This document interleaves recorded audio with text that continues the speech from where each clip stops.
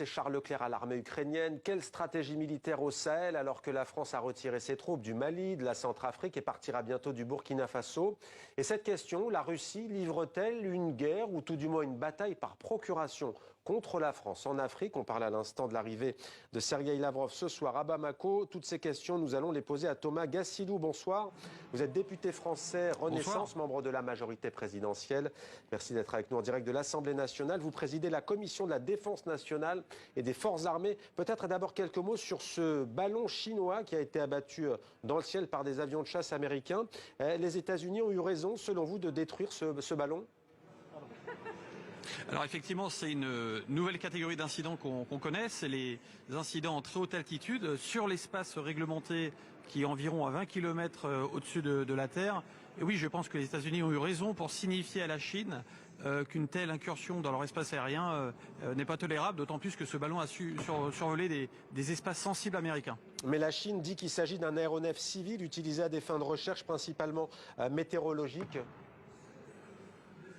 Eh ben, dans ce cas-là, vous savez, il y a des règles à respecter. Il y a notamment l'interdiction de surveiller des espaces sensibles. Et donc, la Chine aurait dû le déclarer et respecter ces règles-là.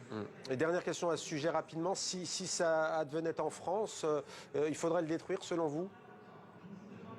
Alors la France est en train de mettre à jour sa doctrine à ce sujet. D'ailleurs, on vérifie que certains ballons ne surveulent pas la Guyane française. Et donc la doctrine française est en cours de mise à jour.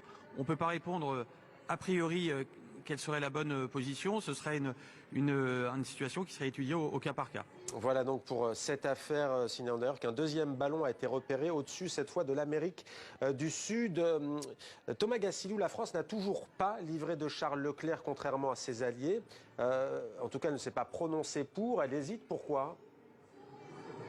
Alors, la France a déjà livré beaucoup de matériel. Elle le fait en étudiant à chaque fois de manière très sérieuse les demandes ukrainiennes. La France a été le premier pays à livrer des chars légers de conception occidentale. Aujourd'hui, les Anglais, les Allemands, beaucoup de pays européens, les Américains se sont déjà engagés à livrer des chars lourds.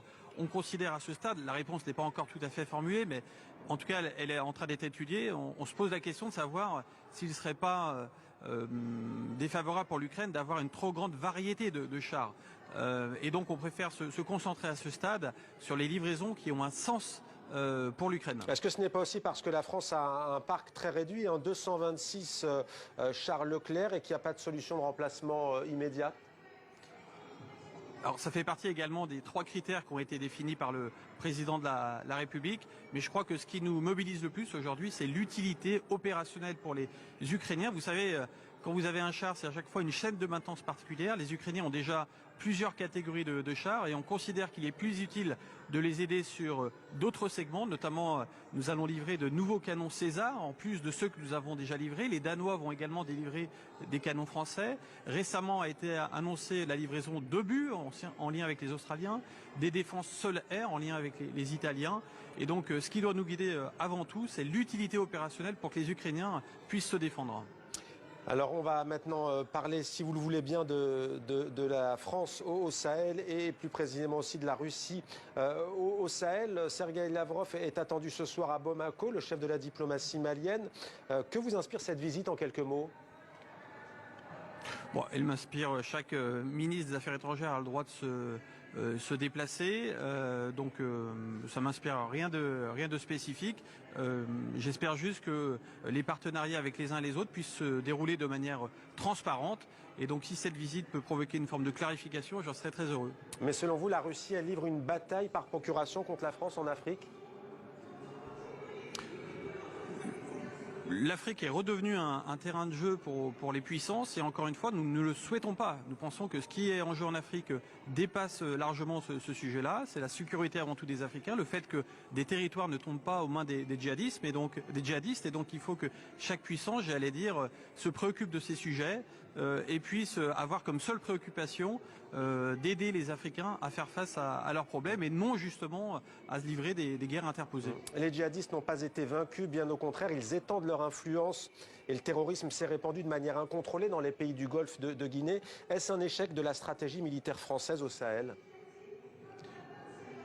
ce n'est pas un échec, mais c'est quelque chose qui doit nous questionner. Effectivement, la France s'est beaucoup investie au Sahel, mais on peut gagner autant de batailles qu'on veut. Pour gagner la guerre, il faut une implication de l'ensemble des acteurs. La France a fait sa part du travail, mais effectivement, la guerre n'est pas totalement gagnée, puisque les problèmes qui sous-tendent le djihadisme sur place sont encore totalement existants, même 10 ans après le début de l'intervention française. L'un des écueils, c'est peut-être aussi une trop longue présence qui a fini par être perçue, à tort ou à raison, par les populations civiles comme une forme d'occupation. On connaît le poids de l'histoire, notamment avec la colonisation française. Est-ce que du coup, désormais, la stratégie militaire française, elle se voudra plus discrète dans la région, différente? Effectivement, quand on intervient, on donne la possibilité, on offre une séquence pour que des accords soient trouvés, pour que des solutions soient trouvées. À force de rester sur place sans être remplacés par des autorités locales, les populations locales finissent par nous percevoir effectivement comme des troupes qui ont vocation à rester indéfiniment. Or, ce n'a jamais été la volonté de la France. Et donc aujourd'hui, c'est avant tout une responsabilisation des autorités locales qui est nécessaire, et effectivement une France qui sera davantage en deuxième rideau, à disposition des États qui souhaitent son aide et qui l'affichent clairement auprès de leur population. Thomas Gassilou, président de la commission de la Défense nationale et des Forces armées françaises, merci beaucoup d'avoir été avec nous.